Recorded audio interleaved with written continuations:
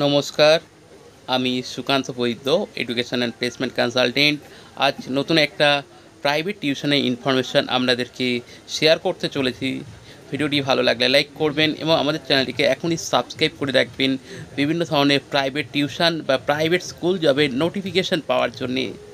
আজ যে প্রাইভেট টিউশনটা নিয়ে আলোচনা করব, এটা একটা ক্লাস 5-এর স্টুডেন্ট রয়েছে, সিবিএসসি বোর্ডে পড়ে।